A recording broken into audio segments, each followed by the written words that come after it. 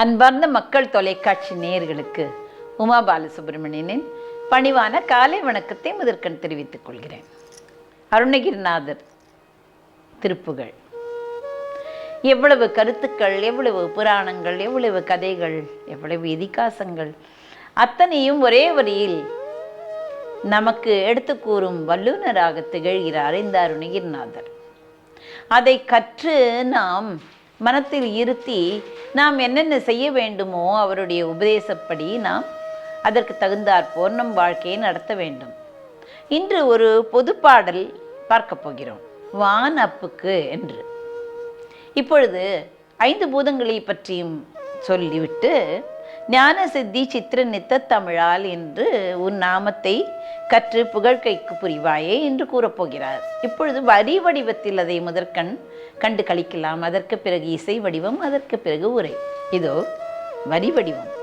வான் அப்பு கு பற்று மறுத்து கனல் மேவும் மாயத்தெற்றி பொய்க்குடில் ஒக்க பிறவாதே ஞான சித்தி சித்திர நித்த தமிழால் உன் நாமத்தை கற்று புகழ்கைக்கு புரிவாயே.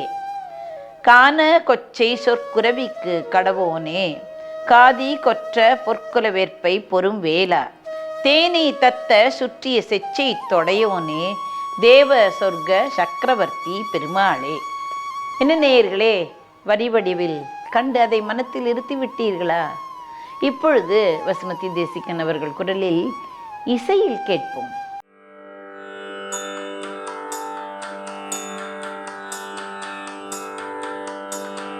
வான் அப்பு பற்று மறுத்து கனல் மேவு வான் அப்பு பற்று மறுத்து கனல் மேவு மாயத்தெற்றி பொய்க்குடிலொக்க பிறவாதே மாயத்தெற்றி பொய்க்குடிலொக்க பிறவாதே ஞான சித்தி சித்திர நித்த தமிழா ஞான சித்தி சித்திர நித்த தமிழால் உன்னாமத்தை கற்று புகழ்கைக்கு புரிவாய் உன்னாமத்தை கற்று புகழ்கைக்கு புரிவாய். காண கொச்சை சொற்குரவிக்கு கடவோனே காண கொச்சை சொற்குரவிக்கு கடவோனே காதி கொற்ற பொற்குல வேற்பை பொறுவேலாம் காதி கொற்ற பொற்குல வேற்பை பொறுவேலா தேனை தத்த சுற்றிய செச்சை தொடையோனே தேனை தத்த சுற்றிய செச்சை தொடையோனே தேவ சொர்க்க சக்கரவர்த்தி பெருமாளே தேவ சொர்க்க சக்கரவர்த்தி பெருமாளே. ஞான சித்தி சித்திர நித்த தமிழால் உன்னாமத்தை கற்று புகழ்கைக்கு புரிவாயே தேவ சொர்க்கம் சக்கரவர்த்தி பெருமாளே.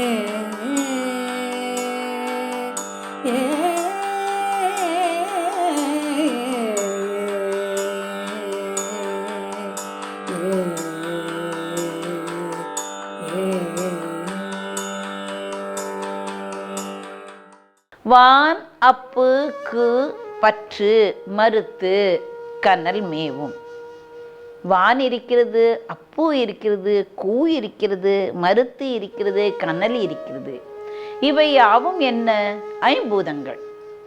அதனுடன் ஆசை பற்று என்று கூறுகிறார். பற்று என்றால் ஆசை. இந்த 5 பூதங்களும் கலந்த கலவையாக இருக்கிறது. இது இந்த குடில். இந்த 5 பூதங்களும் பிரபஞ்சத்தில் என்ன இருக்கிறதோ அதுதான் பிண்டமாக இந்த நம் உடலிலும் இருக்கிறது.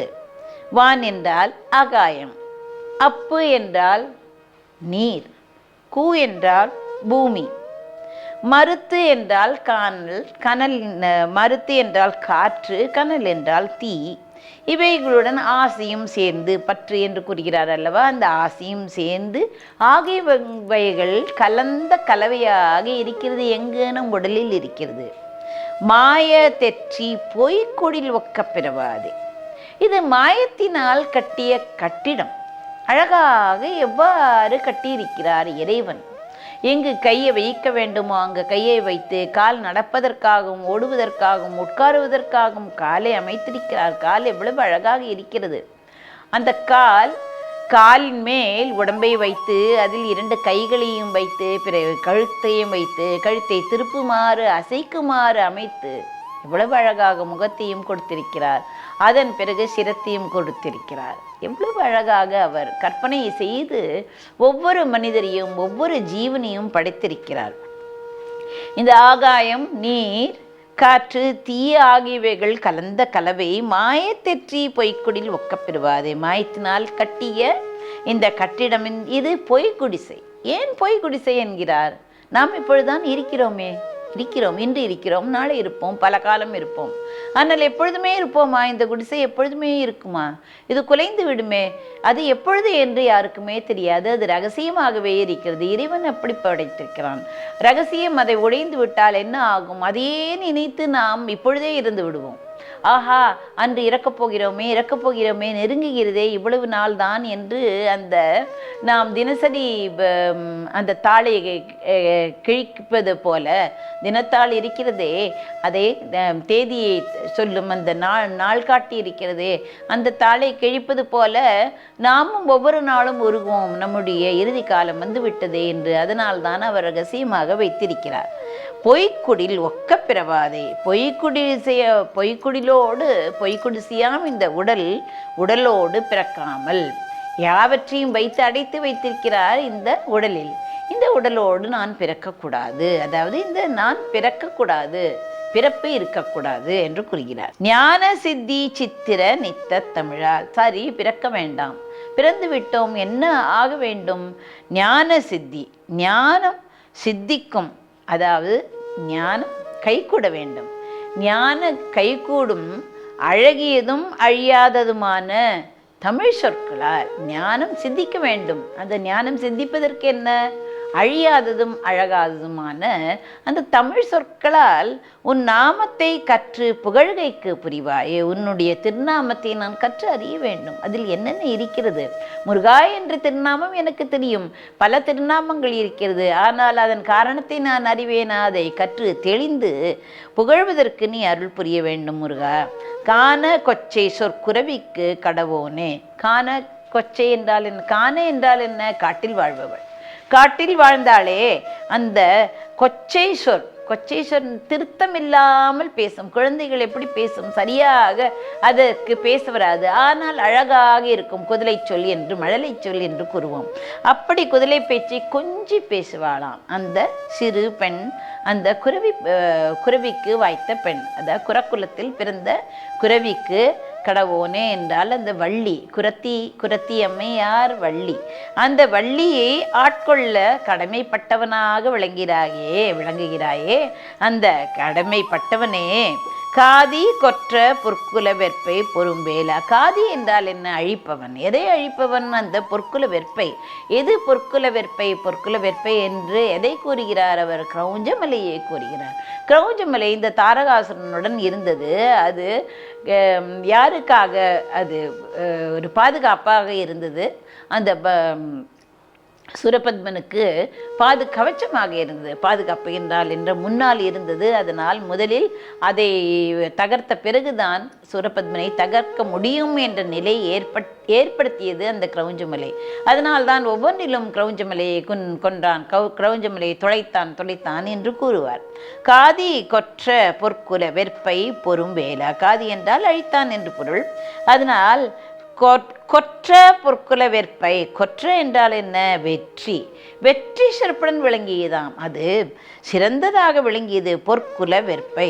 தங்கமயமான அந்த குலகிரியான கிரௌஞ்சமலையை கூறு செய்து அதனுடன் பொறும்பேலா, அதனுடன் போரிட்ட வேலவனே.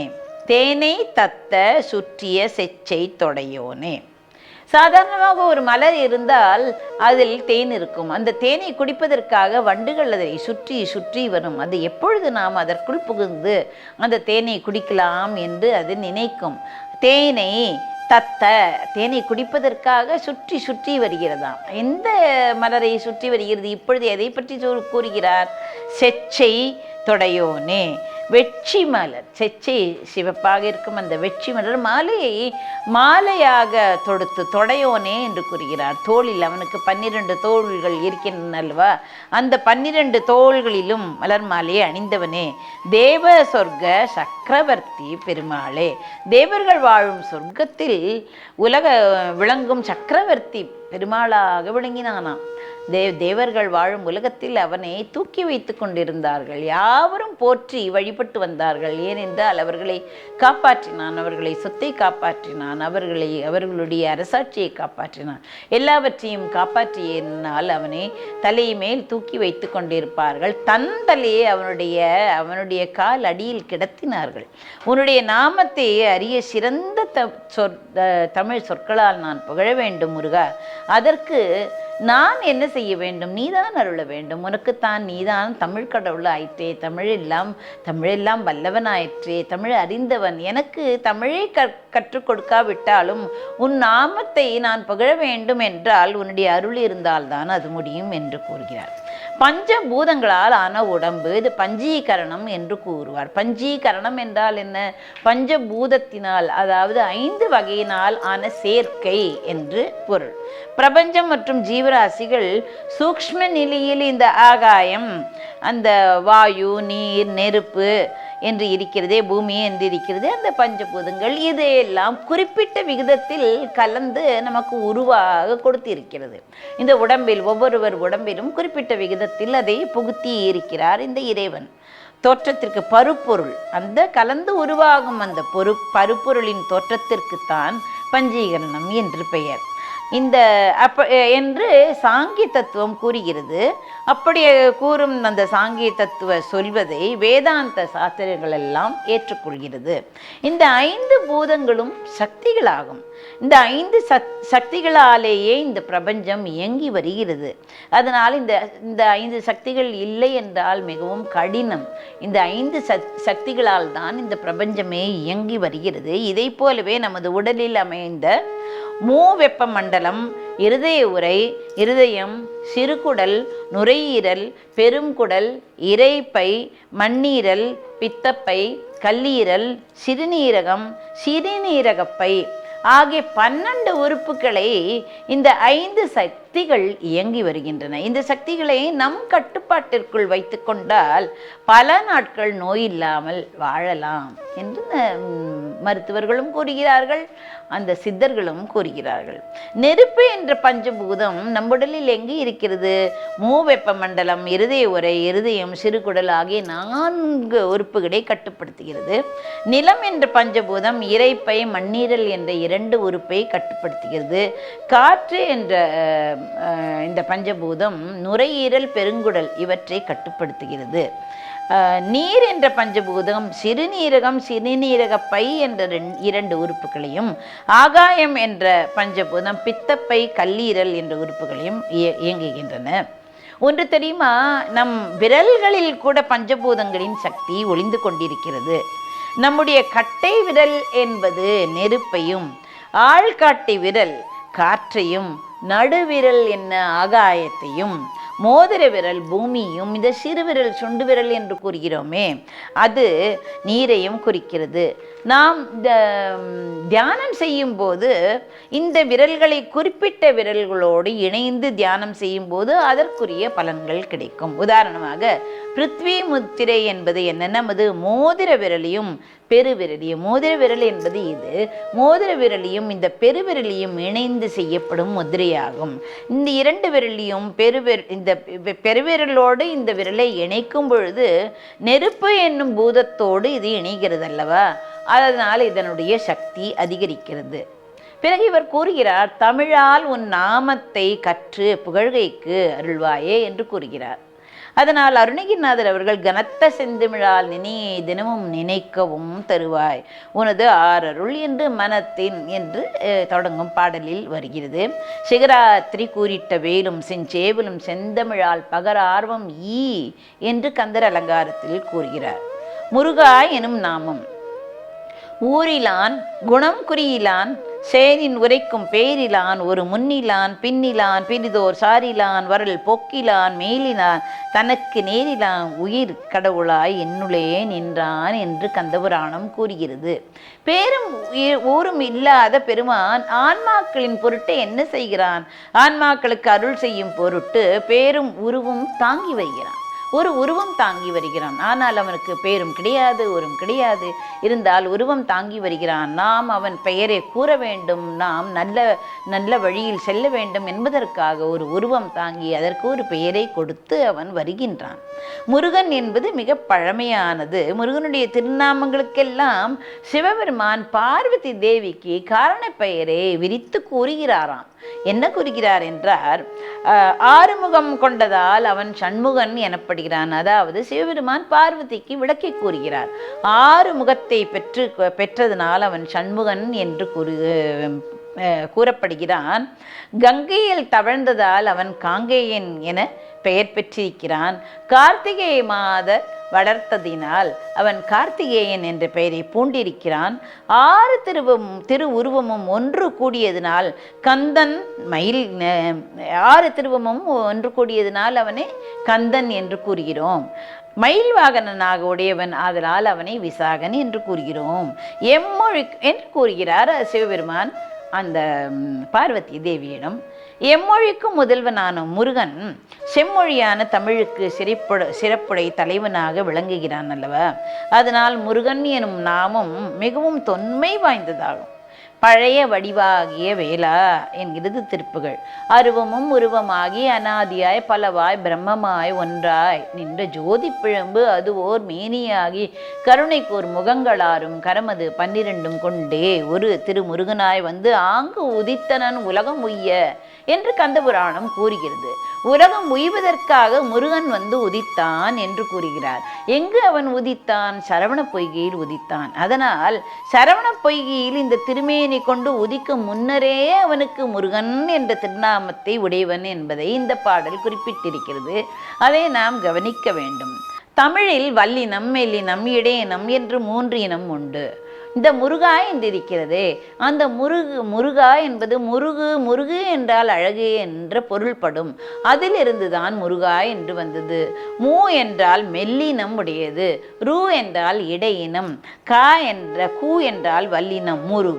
முருகு என்று மூவினத்திலும் மூ எழுத்தை கொண்டு கந்தவேடின் திருநாமம் அமைந்துள்ளது. முருகா என்ற பெயரும் 6 பொருள்களை கொண்டது. என்னென்ன கொண்டது பொருள்கள்? தெய்வத்தன்மை, அழகு, இளமை, மகிழ்ச்சி, மனம், இனிமை ஆகியவைகளை கொண்டது. அந்த தன்மைகளை உடைய சொல் முருகு. முருகுகள் இளமை, நாற்றம், முருகவேள், விழா, வனப்பாம் என்று கூறுகிறது. மெய்மை கொன்றா மொழிக்கு துணை முருகா எனும் நாமங்கள் என்று அருணகிரிநாதர் கூறுகிறார். முருகா என்பது ஒருமையில் இருக்கையில் நாமங்கள் என்று பன்மையில் கூறுகிறார் என்றால், அந்த முருகா எனும் நாமத்திலேயே எல்லா நாமங்கள் அடங்கி கிடக்கின்றன என்பதை நாம் உணர வேண்டும். பல நாமங்களின் பொருள்களை உடையது முருகா என்ற நாமம் என்பதை இப்படி உணர்த்துகிறார். இறைவன் 10,000 நாமங்கள் கொண்டவன். அவற்றுள் சிறந்த நாமம் 3 ஆகும். முருகன், குமரன், குகன் என்பன. அதனால்தான் அவர் அதாவது அருணகிரிநாதர் என்ன கூறுகிறார்? முருகன், குமரன், குகன் என்று மொழிந்து உருகும் செயல் தந்து என்று உணர்வு தந்து அருள்வாய் என்று கூறுகிறார். கந்தர் அனுபூதியில் கூறுகிறார். பிறகு இந்த திருப்புகழ் பாடல்களில் அநேக பாடல்களில் முருகனுடைய நாமத்தை புகுத்திருக்கிறார். ஒரு கால் முருகா என நினைத்தாலும் போதும் அவனின் 2 காலும் தோன்றும். 5 முகம் தோன்றில் 6 முகம் தோன்றும். மெம் சமரம் தோன்றில் வேல் தோன்றும். நெஞ்சில் 1 கால் நினைக்கின் 2 காலும் தோன்றும் முருகா என்று ஓதுவார் முன். முருகா என ஓர் தரம் போது அடியார் முடிமேல் இணைத்தாள் அருள்வோனே என்று ஒரு திருப்புகள் கூட கூறுகிறது. முருகா என உனை ஓதும் தவத்தினர் மூதுலகில் அருகாத செல்வம் அடைவா வியாதி அடைந்து நையார் ஒரு காலமும் துன்பம் எய்தார் பரகதி உற்றிடுவார் பொறு காலன் நாடு புகார் சமராபுரி புண்ணியனே என்று சிதம்பர சுவாமிகள் திருப்போரூர் சந்நிதி முறையில் பாடியிருக்கிறார். முருகா என்பதற்கு எவ்வளவோ பெருமைகளை நாம் கூறலாம். ஒரு மன்னனுக்கு பிரம்மஹத்தி தோஷம் நடந்து விட்டது. அதனால் அதை தீர்ப்பதற்காக அவன் கங்கை கரையில் ஒரு முனிவரை நோக்கி சென்றான். ஆனால் அன்று அந்த முனிவர் இல்லை, அவருக்கு பதில் அவனுடைய பையன் இருந்தான், அவனுடைய பிள்ளை இருந்தான். அப்பொழுது இவர் சொன்னார், நான் ஒரு பிராமணனை கொன்றதால் நான் பிரம்மஹத்தி தோஷம் பெற்றேன் என்று. அதை தீர்ப்பதற்காக அவன் சொன்னான், கங்கை கரையில் மூழ்கி 3 தரம் முருகா என்று கூறுங்கள், உங்களுடைய பாவம் தொலைந்து விடும் என்று. அதன்படியே அவனும் கங்கையில் மூழ்கி முருகா என்று 3 தரம் கூற அவனுடைய பிரம்மஹத்தி தோஷம் விலகி அவர் நல்ல பூரிப்பையும் பெற்றார் என்று தெரிகிறது. அப்பொழுது அந்த பிள்ளையின் தந்தை வந்து கேட்ட பிறகு அவன் கூறினான், இதே போல ஒரு மன்னன் வந்தான், அவருக்கு நான் 3 தரம் முருகா என்று சொல்லி அவருடைய இந்த பிரம்மஹத்தி தோஷம் தீர்ந்து விட்டதே என்று அவன் கூறினான். உடனே அவருக்கு கோபம் வந்து விட்டது. ஏன் அப்படி கூறினாய்? முருகா என்று ஒரு தரம் கூறினாலே கோடி பாவம் தீருமே, ஏன் 3 தரம் கூறச் சொன்னாய்? உனக்கு முருகனின் பெருமை தெரியாதா? அதனால் நீ வேடனாய் போக கடவாய் என்று அவர் சாபம் அடித்து விட்டாய். அந்த குழந்தை விளைவித்து விட்டது, என்னை இந்த பாவத்திலிருந்து என்னை கடவுங்கள் என்று கூற, என்னை விளக்குங்கள் என்று கூற, சரி நீ ராமபிரானுக்கு நண்பனாக குகனாக வருவாய், வேடனின் தலைவனாக குகனாக இருந்து கடைசியில் முருகனிடமே சென்று சேருவாய் என்றதன்படி அவன் ராமனுக்கு உகந்த நண்பனான அந்த குகனாக ஆனான். முருகனும் எவ்வளவோ அந்த குகனுக்கு செய்து இருக்கிறான், அன்பினால் செய்து இருக்கிறான். அந்த குகனும் கடைசியில் இந்த முருகனுடைய அடியை சேர்ந்தான் என்று விளக்குகிறது.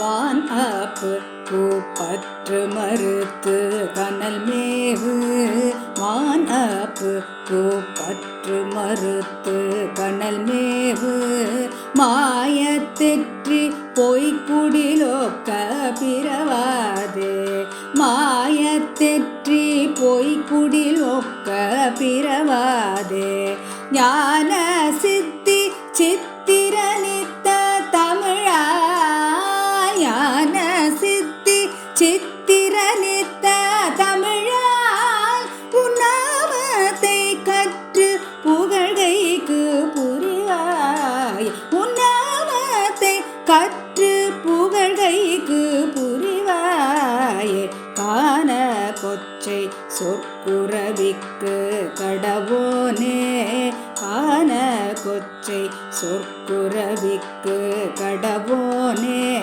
காதி கொற்ற பொற்குல வேற்பை பொறுவேலாம், காதி கொற்ற பொற்குல வேற்பை பொறுவேலா, தேனை தத்த சுற்றிய செச்சை தொடையோனே, தேனை தத்த சுற்றிய செச்சை தொடையோனே, தேவ சொர்க்க சக்கரவர்த்தி பெருமாளே, தேவ சொர்க்க சக்கரவர்த்தி பெருமாளே, ஞான சித்தி சித்திரனித்த தமிழால் உன்னாமத்தை கற்று புகழ்கைக்கு புரிவாயே, தேவ சொர்க்க சக்கரவர்த்தி பெருமாளே.